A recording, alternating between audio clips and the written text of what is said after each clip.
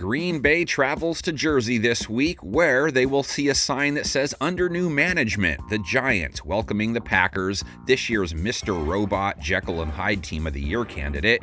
Who exactly are you? Here we go. Snap was low and the kick no chance.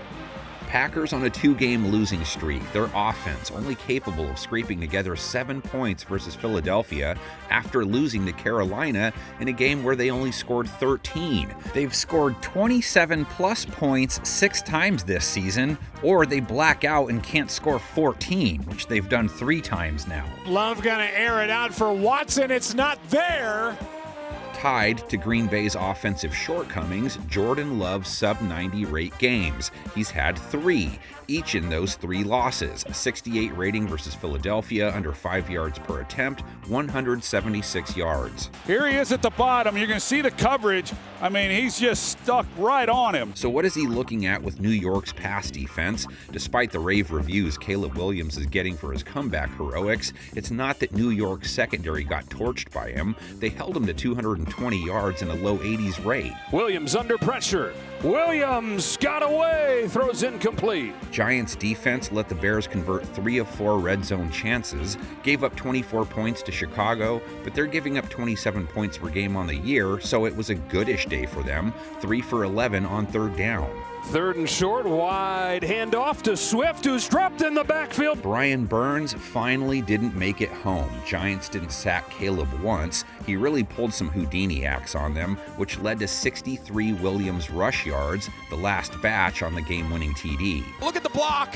That's what springs Caleb Williams untouched into the end zone. Love threw 36 times, got sacked 3 times. That's the second most he's taken all year, but he did take 5 when they lost to Cleveland, so it can be part of it. 4-man rush here on Jordan Love. He had one in the flat. He could have taken it. Giants secondary gave up 50-plus yards to 2 rookies, Luther Burden, Colston Loveland, gave up a touchdown and 80-plus yards to Rome Odunze.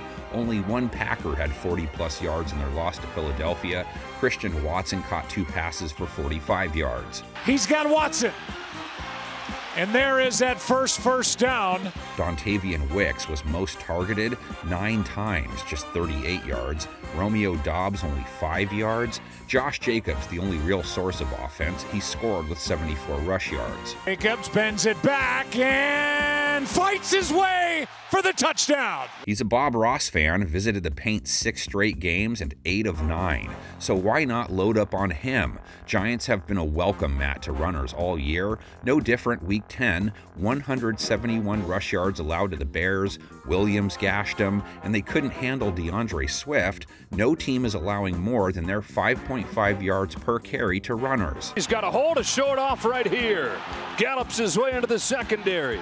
However Green Bay plays it, more offense, because the defense more than did its job versus Philadelphia, held Carolina to 16 and Philadelphia to 10, and came out with losses. Only let Philadelphia inside the 20 once. 7 seconds left, but there's life for Green Bay. They've got good field position.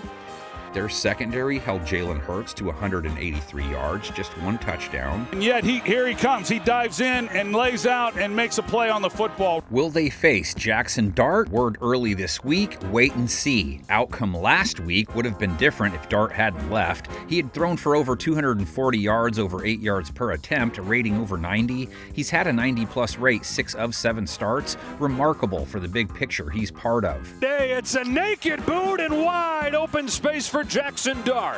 While the Giants' offense was on pace for a solid-ish point total versus Chicago, they ended with 20, weren't good on 3rd down, 5 for 14, or in the red zone, 1 for 4. Jackson Dart puts it on the ground and Chicago gets the takeaway it desperately needed. Dart took 2 sacks, Wilson took 2. They've taken 4+ sacks in 3 of their last 4 games.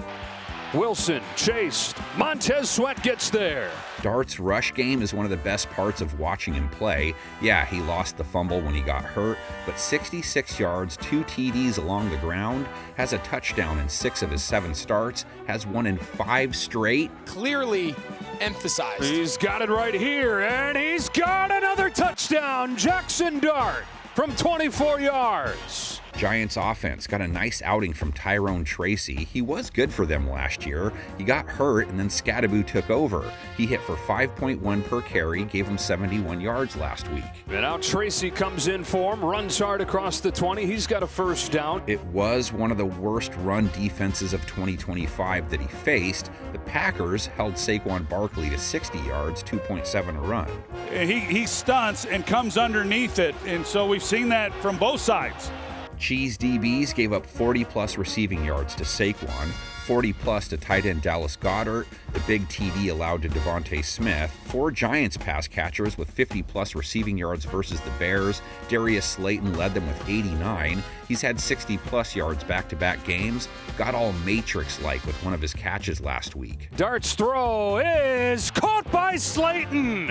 One-handed catch from Darius Slayton. Tight end Theo Johnson had a season-high 75 yards on 7 catches. Now he wants Johnson down the seam, and he's got him again. Wan'Dale Robinson, the most targets, 6 receptions, 62 yards. Sin Rhythm finds Robinson, breaks a tackle, and gets 17 yards. And running back Devin Singletary escaped for a 41-yard reception. Stayed alive and got a first down. He's still going.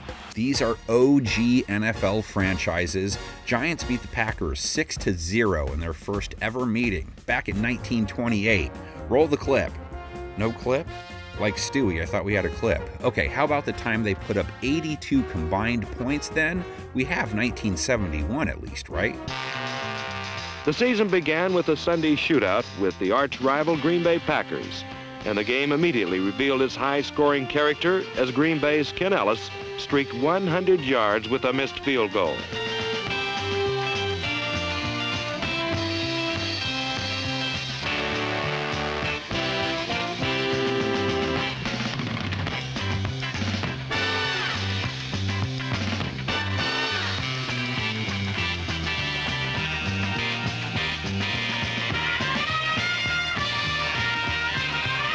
But number 84, reserve Rich Houston, was the man who stole the show.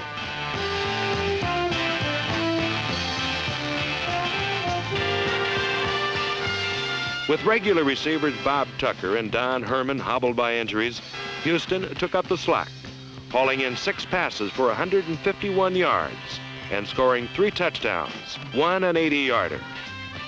Houston's performance was typical of the spirit provided by Giant reserves in 1971. The explosive Giant offense was complemented by the roughhouse tactics of the New York defense. Twice, the defenders recovered fumbles for touchdowns.